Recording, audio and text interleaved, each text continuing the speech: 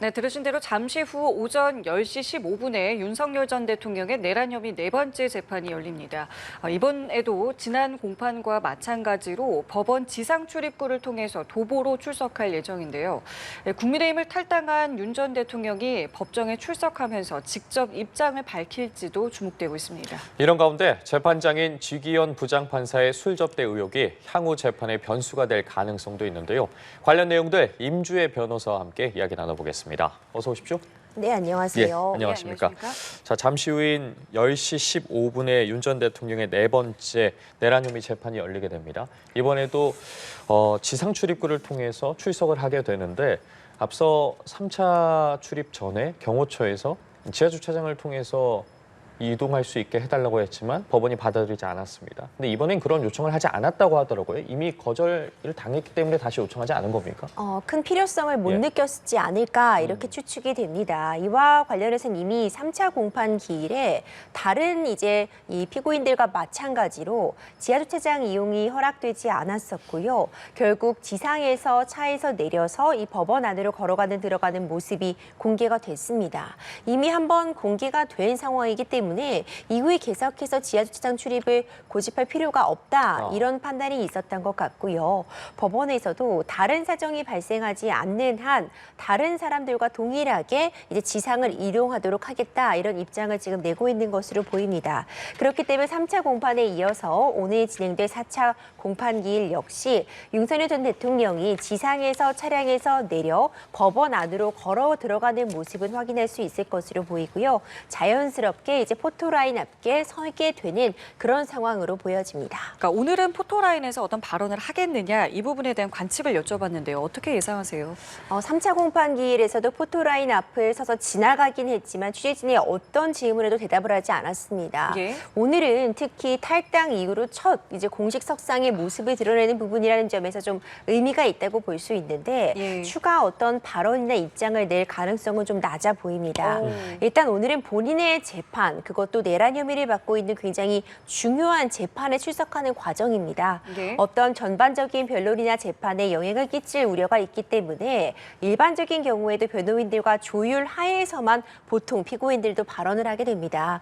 이런 부분들을 감안한다면 굳이 재판에 영향을 끼칠 수도 있는 그런 취지의 그런 발언을 하지 않을 것으로 보이고요. 다만 대선이 얼마 남지 않은 시점에서 탈당까지 진행을 했기 때문에 어떤 정치적인 메시지를 조심스럽게라도 낼 가능성은 있지 않겠냐 이런 추측도 가능하지만 기본적으로 오늘은 본인의 재판을 위한 그런 출석하고 있는 그 과정이기 때문에 3차 공판 기일과 유사하게 빠르게 그냥 포토라인을 지나가서 법원 안으로 들어가지 않을까 조심스럽지만 현재로서는 예측이 나오고 있습니다. 예, 잠시 후에 어떤 모습을 보일지는 좀 지켜봐야 할 것 같고 그렇다면 오늘 재판이 좀 어떻게 진행되는지도 살펴보도록 하겠습니다. 오늘 오전에 지난 기일에도 출석했던 박정환 육군 특수전사령부 참모장이 증인으로 다시 출석을 하게 됩니다. 앞서 좀 증인 신문이 길어지면서 상당히 짧지 않았겠습니까? 그 이후로 다시 출석을 하게 되는 겁니다. 그렇습니다. 박정환 참모장은 굉장히 중요한 증인이라고 볼 수 있는데요. 계엄 당시에 윤석열 전 대통령과 곽정근 전 사령관의 그 통화 내역을 가까이서 직접 전해 들은 그런 당사자라고 볼 수 있습니다. 곽종근 전 사령관의 증언이 매우 중요한 것처럼 어느 쪽의 증언이 더 신빙성이 있을지를 확인하기 위한 중요 증인으로 분류가 되는 상황인데 지난 3파 공판 기일에서 좀 증인 신문이 짧게 끝났습니다. 시간적인 그런 제약이 있었기 때문인데 남아있는 그런 반대 신문 진행하기 위해 오늘 3차 공판 기일에도 추가로 이제 증인 신문이 이어지는 상황입니다. 예. 10시 15분에 시작을 합니다. 지금 윤 전 대통령의 변호인들도 하나둘씩 모습을 드러내고 있는데요. 또 오늘 또 다른 증인 하나가 이제 이상현 특전사 1 공수여단장입니다.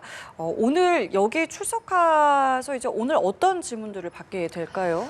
이상현 이 특전사 1 공수여단장 같은 경우에도 역시 곽종근 전 사령관의 또 다른 직속 어떤 부하라고 볼 수 있습니다. 네. 박정환 참모장과 이제 유사한 역할을 담당한다고도 볼 수 있는데 이상현 군수여단자는 이제 국회에서 계엄군의 현장 지휘를 맡았던 어떤 가장 이 상황을 잘 묘사해 줄 수 있는 당사자라고도 좀 평가가 되고 있습니다.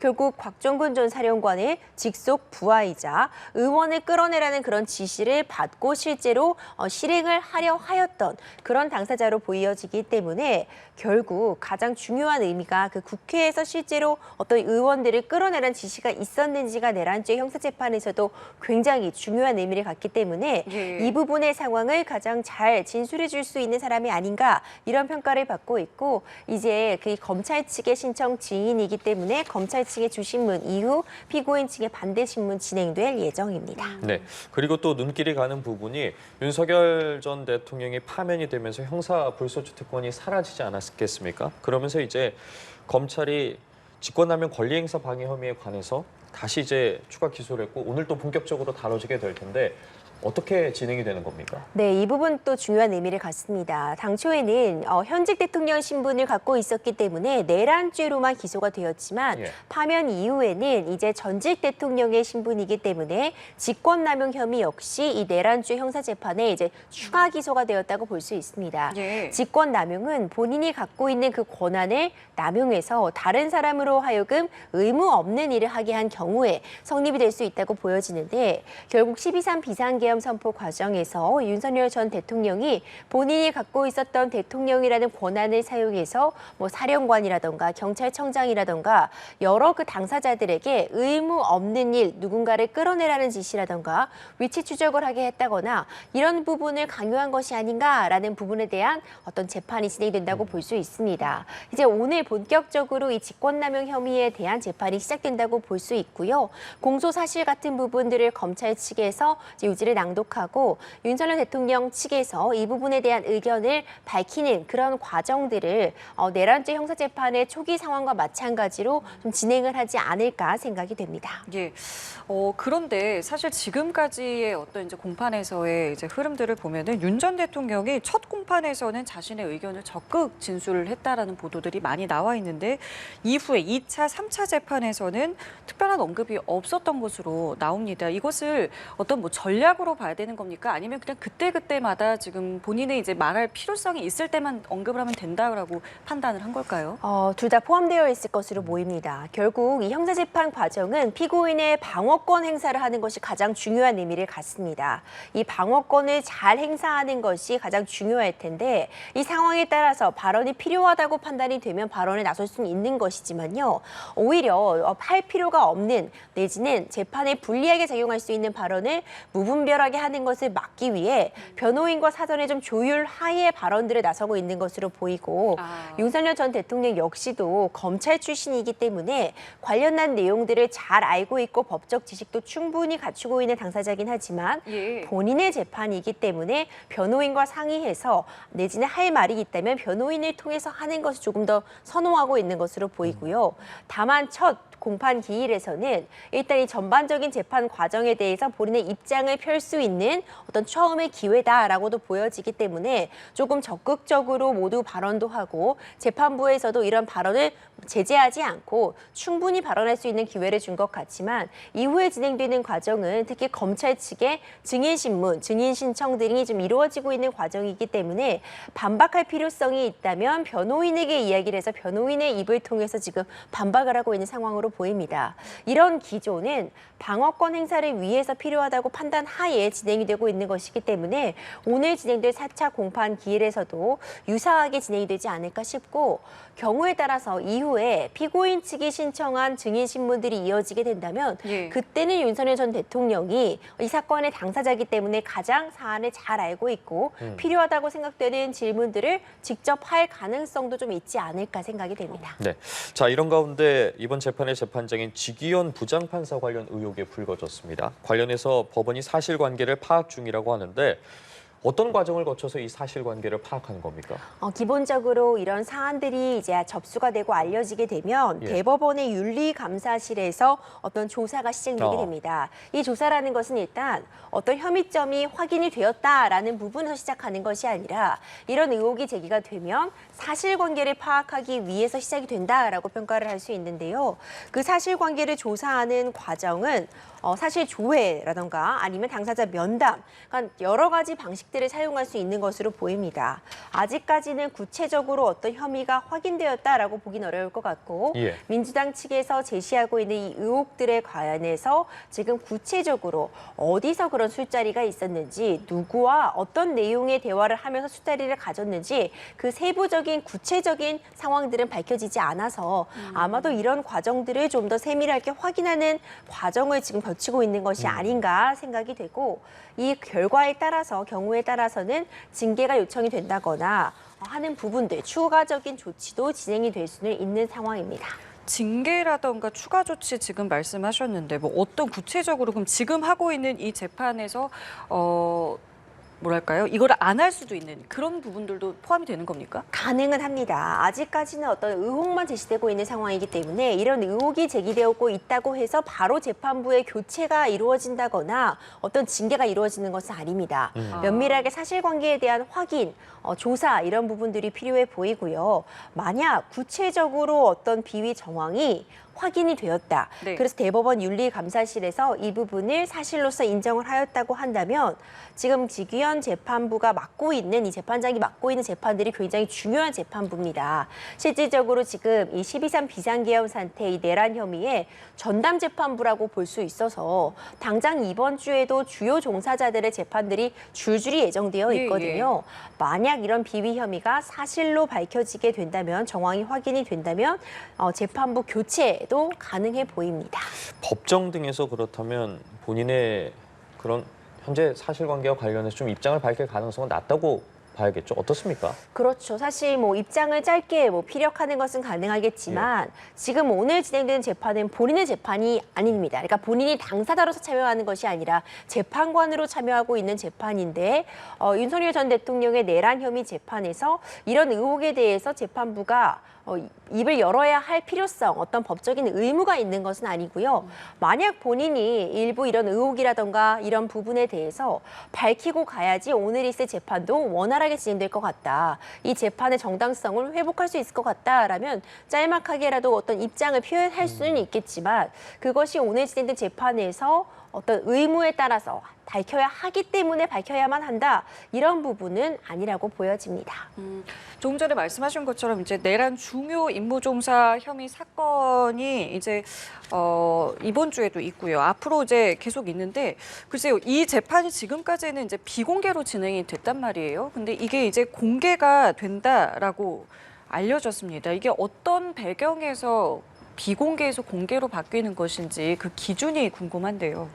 맞습니다. 앞서 말씀 주신 것처럼 김용현 전 장관이라던가 노장원 전 사령관 그 내란의 중요 임무를 종사했다라는 혐의를 받고 있는 이 당사자들의 재판이요.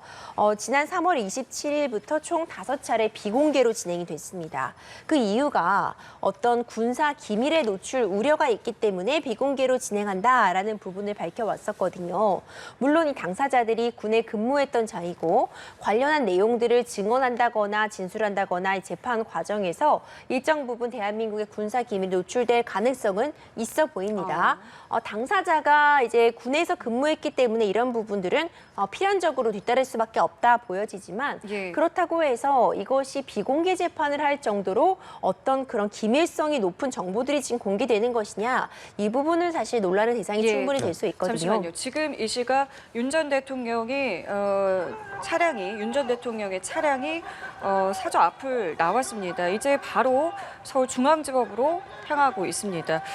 매번 말씀을 드리지만 그리 먼 곳이 아니기 때문에요. 이제 10시 15분에 있을 네 번째 공판을 앞두고 지금 이 시각 서울중앙지법으로 향하고 있는 윤 전 대통령 차량 함께 보고 계십니다. 네, 윤 전 대통령 오늘도 지상 출입구를 통해서 공개 출석할 예정인데요. 오늘도 법원이 윤 전 대통령의 지하 출입을 허락하지 않으면 되면서 지상 출입구를 통해 걸어서 이제 법원으로 들어가게 됩니다. 법원은 특별한 사정이 없는 한 지상 출입구 이용을 유지하겠다는 방침인데요. 이 시각 이제 법원 앞의 모습 함께 확인하고 계시고 윤 전 대통령이 탑승한 차량이 모습을 드러낼 것으로 보입니다. 예, 말씀을 드린 것처럼 오늘 이제 또 하나 주목해 봐야 할 것은 지난번과 마찬가지로 오늘도 지상 출입구를 통해서 이제 출석을 하게 됩니다. 잠시 뒤에 차량이 멈춰 서면 윤 전 대통령이 모습을 드러내겠고요. 이제 법원으로 걸어 들어가는 모습까지 저희가 함께 보실 수 있는데 지난번에도 특별한 언급이 없이 이제 포토라인을 바로 지나쳤습니다. 기자들이 여러 질문을 했습니다만은 바로 지나치는 모습을 저희가 볼 수 있었는데요. 오늘은 이제 국민의힘을 탈당한 이후에 처음 또 모습을 드러내는 만큼 오늘은 또 관련 입장을 낼지 아니면 지난번과 마찬가지로 특별한 언급 없이 들어갈지 이 부분을 지금부터 주목해서 보시면 되겠습니다. 네, 이 시각 법원 앞의 모습인데 경호 인력들도 주변을 경계하고 있고요. 법원도 법원 역시 좀 만일의 사태를 대비해서 일부 출입구를 폐쇄하고 면밀한 보안 검색을 진행을 하고 있습니다. 예, 뒷문이 열렸습니다. 곧 윤 전 대통령의 모습이 보이겠군요. 예, 윤 전 대통령 지금 걸어서 법정을 향해서 가고 있습니다. 증언 이어지는데 입장 있으십니까? 국민께 하실 말씀이나 재판 관련된 입장 있으신가요? 비상경 사과하실 생각 있으십니까? 예, 지난번과 마찬가지로 이번에도 특별한 언급 없이 보신 것처럼 법정 안으로 들어갔습니다.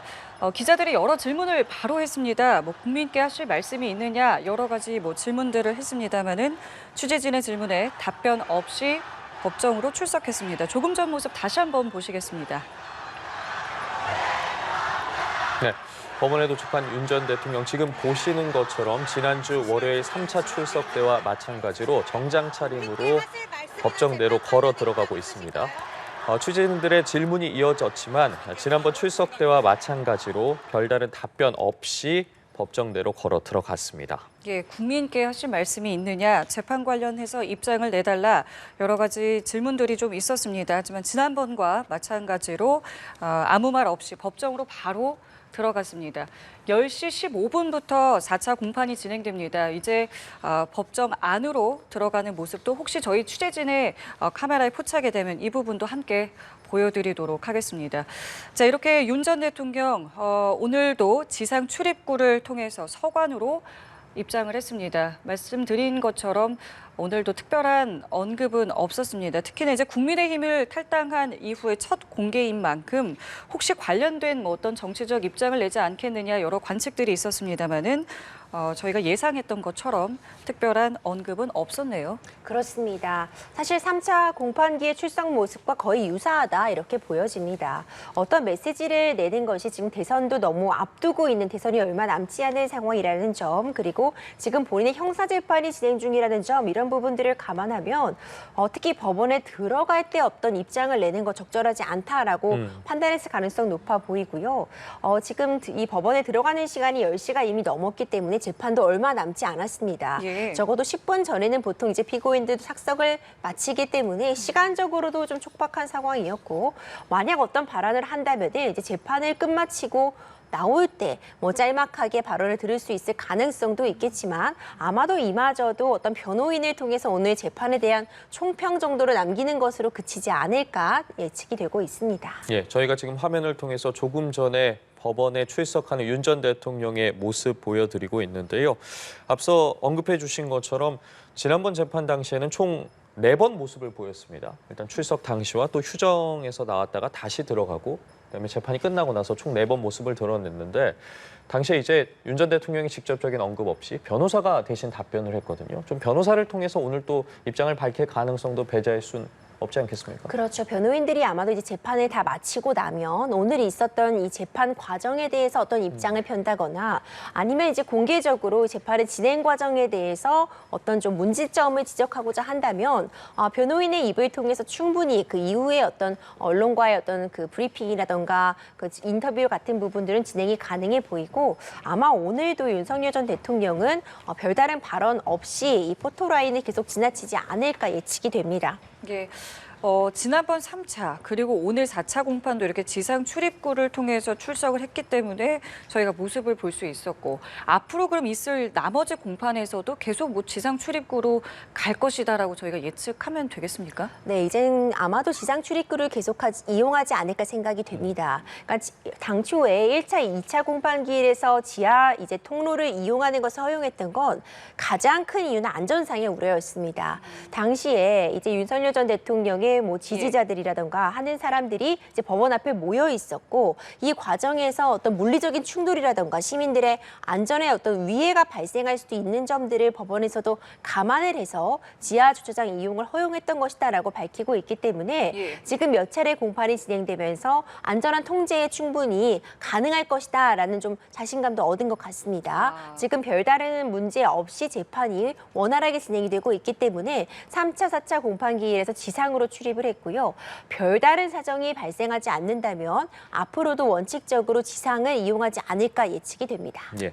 그리고 앞서 저희가 오늘 출석하는 증인들에 대해서도 짚어봤고 오늘 재판이 어떻게 진행되는지도 살펴봤는데 오늘도 좀 온종일 재판이 진행이 되는 겁니까? 좀 늦게까지 이어진다고 봐야겠습니까?